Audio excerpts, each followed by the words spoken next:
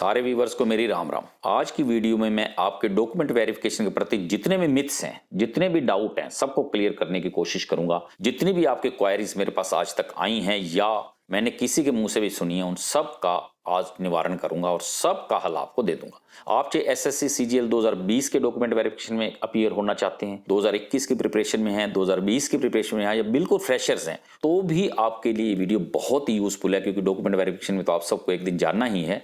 तो मेरे हिसाब से आपको ये वीडियो अंत तक देखनी चाहिए ताकि आपके मन में कोई भी डाउट डॉक्यूमेंट वेरिफिकेशन के प्रति ना रहे। एक कॉमन क्वेश्चन आप सबका मेरे पास आता है, मैक्सिमम क्वेश्चन जो आता है वो ये पूछते हैं मेरे से कि सर मेरे ग्रेजुएशन में इतने % मार्क्स हैं, 12th में इतने % मार्क्स हैं, मैट्रिक में इतने % मार्क्स हैं, तो क्या मैं एलिजिबल हूं एसएससी सीजीएल के लिए, सीएचएसएल या एमटीएस के लिए? तो भाई सुनो, अगर आपको एसएससी सीजीएल में अपीयर होना है तो आपके मार्क्स कितने ही हों, नो प्रॉब्लम, आपके पास डिग्री होनी चाहिए, आप ग्रेजुएट होने चाहिए, चाहे आप ग्रेजुएट कॉमर्स में हैं, आर्ट्स में हैं, साइंस में हैं या किसी भी प्रोफेशनल डिग्री में हैं, जैसे एमबीबीएस, एलएलबी या बीटेक, कोई भी आपके पास ग्रेजुएशन की डिग्री है, आप बिल्कुल अपीयर हो सकते हैं, आप बिल्कुल एलिजिबल हैं।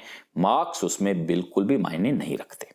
और अगर आपको एसएससी सीएचएसएल के लिए अपीयर होना है, उसका एग्जाम देना है और आप 12th पास हैं, तो आप चिंता ना करें, आप बिल्कुल एलिजिबल हैं। उसमें मार्क्स बिल्कुल भी नहीं देखे जाते, आपका 12th का पासिंग सर्टिफिकेट होना जरूरी है। ऐसे ही एमटीएस के लिए 10th का पासिंग सर्टिफिकेट जरूरी है। आप एसएससी एमटीएस के लिए एलिजिबल हैं, मार्क्स चाहे कितने भी क्यों ना हो वो मायना नहीं रखते। अब एक और जरूरी बात, अगर आप SSC CGL tier 1, RRB NTPC CBT 2, RRB group D की तैयारी कर रहे हैं, तो ओली बोर्ड आपके लिए लाया है फ्री मॉक टेस्ट। ये ऑल इंडिया लेवल का मॉक टेस्ट है और लेटेस्ट पैटर्न पर है। डिटेल्ड सॉल्यूशन एंड एनालिसिस के साथ साथ आप इस पे ऑल इंडिया रैंक भी अपनी देख पाओगे। डिस्क्रिप्शन में लिंक दिया है, उस पे जब आप क्लिक करोगे तो कुछ इस तरह का इंटरफेस आएगा। यहाँ पर आप अपनी mail ID and phone number डाल के रजिस्टर पे क्लिक करेंगे तो इस तरह का इंटरफेस आएगा, जहां आप फ्री टेस्ट दे पाओगे। यह टेस्ट 19 फरवरी से 20 फरवरी यानी फ्राइडे रात 12 बजे से संडे तक आप दे सकते हैं।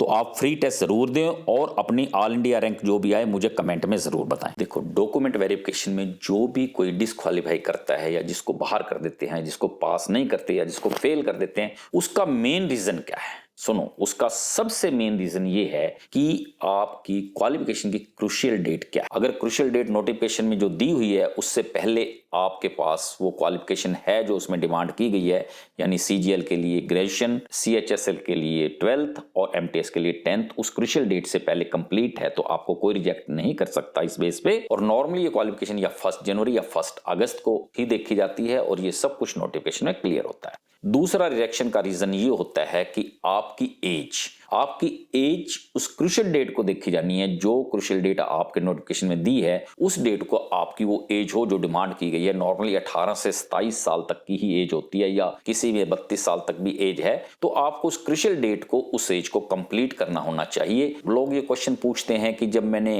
अप्लाई किया था तब तो मेरी एज सही थी, अब मेरी एज बढ़ गई है, मैं ओवर एज हो गया हूं। तो भाई, डॉक्यूमेंट वेरिफिकेशन के टाइम एज नहीं देखी जाएगी, एज उस वक्त की देखी जाएगी, उस डेट की देखी जाएगी जिस दिन आपको नोटिफिकेशन में डिमांड की गई है। तो इसलिए चाहे 2 साल 3 साल कितना ही प्रोसेस में टाइम लगे, आपका डेट उस डेट को नहीं देखी जाएगी जिस दिन को डॉक्यूमेंट वेरिफिकेशन है। कुछ लोग पूछते हैं कि हमारे पास डिग्री पे डेट तो बाद की है, लेकिन हमारी ग्रेजुएशन या 12th या 10th पहले पास हो गई थी, तो भैया उस डिग्री की डेट कोई नहीं देखता, आपके रिजल्ट की डेट देखी जाती है। आपके रिजल्ट की क्या डेट है वही क्रूशियल डेट मानी जाएगी। अगर आपके रिजल्ट की डेट उस दिन है, यानी रिजल्ट आ चुका है उस दिन तक जिस दिन तक नोटिफिकेशन में मांगा गया है, तो आप एलिजिबल हैं। और अगर रिजल्ट उससे चाहे 1 दिन बाद भी आता है तो आपकी एलिजिबिलिटी नहीं रहती और आपको डॉक्यूमेंट वेरिफिकेशन में रिजेक्ट कर दिया जाएगा। कुछ लोग ये पूछते हैं कि मेरे पास अभी तक डिग्री नहीं आई, नो प्रॉब्लम, आपके पास प्रोविजनल डिग्री होगी, वो भी नहीं है तो मार्कशीट के बेस पर भी आपको रिजेक्ट नहीं किया जाएगा। एक लोगों की ये भी कॉमन क्वेरी होती है कि मेरे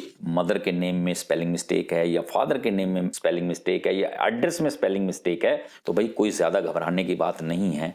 देखो, आपके 10th की मार्कशीट में क्या चीज़ है, आपका वो चीज़ देखी जाएगी कि वो स्पेलिंग और वो सही होना चाहिए।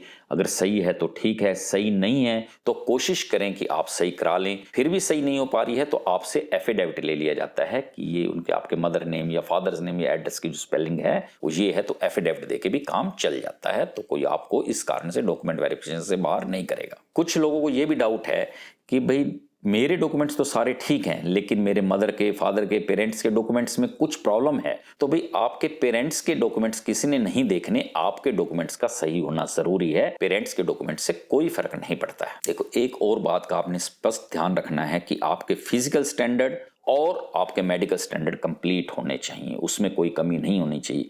यानी आप जिस पोस्ट के लिए अप्लाई कर रहे हैं, उस पोस्ट के लिए अगर कोई हाइट मांगी गई है या चेस्ट मांगी गई है तो वो कंप्लीट होनी चाहिए। अगर वो उससे कम है तो आपको रिजेक्ट कर दिया जाएगा। इसलिए आप कोई भी पोस्ट भरने से पहले उसके मेडिकल स्टैंडर्ड्स को जरूर देखो, तभी उस पोस्ट की प्रेफरेंस आप भरो। अगर आपके मेडिकल और फिजिकल स्टैंडर्ड उस पोस्ट के लिए कंप्लीट है, जैसे जीएसटी इंस्पेक्टर के लिए ब्लाइंडनेस नहीं होनी चाहिए, ऐसे जिस पोस्ट के लिए जो भी आपके फिजिकल या मेडिकल स्टैंडर्ड पूछते हैं, आपको ध्यान रखना है वो कंप्लीट होने चाहिए, नहीं तो वो पोस्ट प्रेफरेंस आपने नहीं भरनी।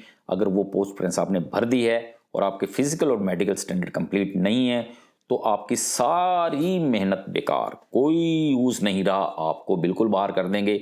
ऐसा नहीं होगा कि आपको दूसरी पोस्ट मिल जाएगी, क्योंकि आपको उस पोस्ट के लिए चुना गया है और आपके स्टैंडर्ड कंप्लीट नहीं है, तो आपका रिजेक्ट होना जरूरी है, आपको रिजेक्ट कर दिया जाएगा। एक चीज और अपने माइंड में रख के चलो कि भाई वो जो वहां आपकी डॉक्यूमेंट वेरिफिकेशन के लिए बैठे हैं, वो आपको रिजेक्ट करने के लिए नहीं बैठे, वो आपको सिलेक्ट करने के लिए बैठे हैं। वो आपको पूरा कोऑपरेट करते हैं, पूरी फुल कोऑपरेशन उनकी तरफ से आपको मिलती है, क्योंकि उन्होंने आपको सिलेक्ट करना है, ना कि रिजेक्ट। लेकिन जहां रिजेक्ट करना बहुत ज़रूरी है, जैसे एज आपकी उसके अंदर नहीं है जो मांगी गई है, आपकी क्वालिफिकेशन उस देश को कंप्लीट नहीं है जिस दिन मांगी गई है, या फिजिकल मेडिकल स्टैंडर्ड में कोई कमी आती है, किसी भी किस्म की इस टाइप की कमी है, तो आपको फिर वो कैसे करें, आपको सिलेक्ट नहीं कर सकते। उन्होंने भी अपनी नौकरी बचानी है, उन्होंने भी अपनी सर्विस करनी है, उन्होंने भी अपने कानून के दायरे में रहते हुए काम करना है, तो फिर तो भाई वो आपको रिजेक्ट करेंगे ही। तो अगर ये चीज़ें नहीं हैं तो अननेसेसरी आपको कोई रिजेक्ट नहीं करेगा, हर आदमी आपके साथ वहाँ रहेगा, आपको कोऑपरेट करेगा। एक चीज़ मैं फिर दोहरा रहा हूँ कि आपकी एज और आपकी क्वालिफिकेशन उस दिन नहीं देखी जाएगी, इस दिन डॉक्यूमेंट वेरिफिकेशन है, बल्कि उस दिन तक देखी जाएगी जिस दिन तक नोटिफिकेशन में कहा गया है।